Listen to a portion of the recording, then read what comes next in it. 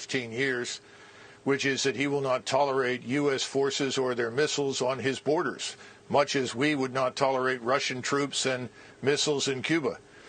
And we ignored him, and he finally acted. He was not going to allow Ukraine under any circumstances to join NATO. What's happened now is that the battle in eastern Ukraine is really almost over. All the Ukrainian troops there have been largely surrounded and cut off. You have a concentration down in the southeast of 30 to 40,000 of them. And if they don't surrender within the next 24 hours, I suspect that the Russians will ultimately annihilate them. That's why Zelensky is meeting with Putin's representatives right now. The game is over. And he's going to have to negotiate the best deal he can get. And we've already told him, the President of the United States has, that if he opts for neutrality for Ukraine, we'll back him. And I think that Vladimir Putin will do that for Western Ukraine. That is the Ukraine beyond the Dnieper River.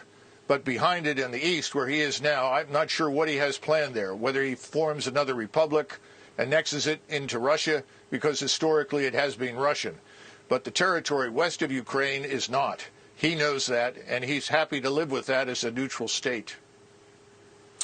I am not a military expert. I'm not even an expert on geography. But if he takes Ukraine and Ukraine abuts Poland, then he's going to have a NATO country abutting him. So if that's what he doesn't want, then isn't he going to just have to keep going until he runs out of NATO countries?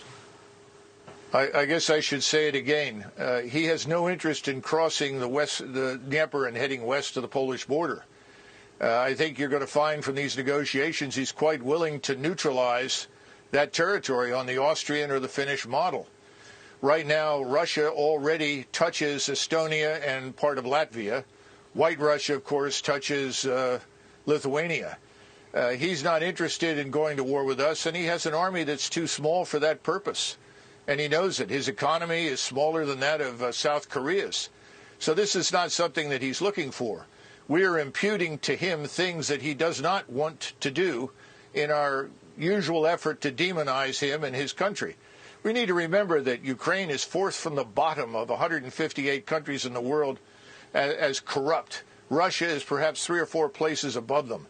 This is not the liberal democracy, the shining example that everyone says it is. Far from it. Mr. Zelensky has jailed journalists and his political opposition.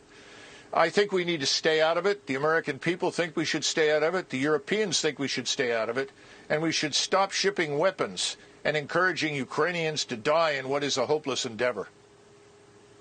So when you say stay out of it, you mean no sanctions, no military aid, just let Russia take the portion of Ukraine they want to take? Yes, absolutely. I see no reason why we should fight with the Russians over something that they have been talking about for years. We simply chose to ignore it. And more important, the population there is indistinguishable from their own.